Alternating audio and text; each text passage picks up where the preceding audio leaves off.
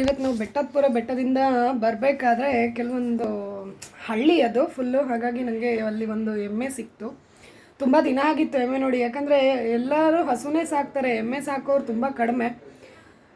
ಮತ್ತು ಇಲ್ಲಿ ನೋಡಿ ಇದು ಹಳ್ಳಿಗಳಲ್ಲಿ ಮನೆಗಳು ಹೇಗಿರುತ್ತೆ ಅಂಥೇಳಿ, ಹೆಚ್ಚಾಗಿ ಹಂಚಿನ ಮನೆಗಳೇ ಇರುತ್ತೆ. ಮತ್ತು ದಾರಿಯಲ್ಲಿ ಬರ್ತಾ ನಮಗೊಂದು ಎತ್ತಿನ ಗಾಡಿ ಸಿಕ್ತು.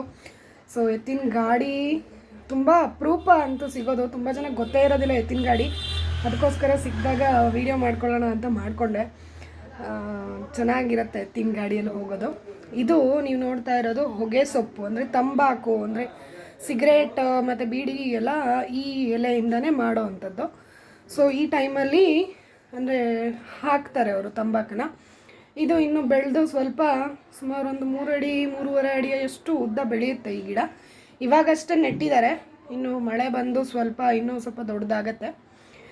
ಇದ್ರ ಬಗ್ಗೆ ಇನ್ನೂ ಯಾವತ್ತಾದರೂ ನಾನು ಪೂರ್ತಿಯಾಗಿ ವಿಡಿಯೋನ ಹಾಕ್ತೀನಿ ತಂಬಾಕಿನ ಹೇಗೆ ಬೆಳೀತಾರೆ ಏನು ಅಂತ. ಸೊ ಇದು ನೋಡಿ ಹಳೆಯ ಕಾಲದ ಅಂಗಡಿ, ಅಂದರೆ ಇವಾಗೆಲ್ಲ ಈ ಥರ ಅಂಗಡಿಗಳು ಸಿಗೋದೇ ಇಲ್ಲ. ಇದು ಮರದ ಬಾಗಿಲು. ಸೊ ಒಂದೊಂದೇ ಬಾಗಿಲನ್ನು ತೆಗೆದು ಇಡಬೇಕಾಗತ್ತೆ. ಸೊ ಇವಾಗೆಲ್ಲ ಶಟರ್ನ ಎಳಿತೀವಿ ನಾವು, ಬಟ್ ಇದು ಶಟರ್ ಎಳೆಯೋ ಅಂಥದ್ದಲ್ಲ. ಇದು ತುಂಬ ಹಳೆಯ ಅಂಗಡಿ ನೋಡಿ, ಹೆಂಗಿದೆ ಮರದ ಬಾಗಿಲುಗಳೆಲ್ಲ.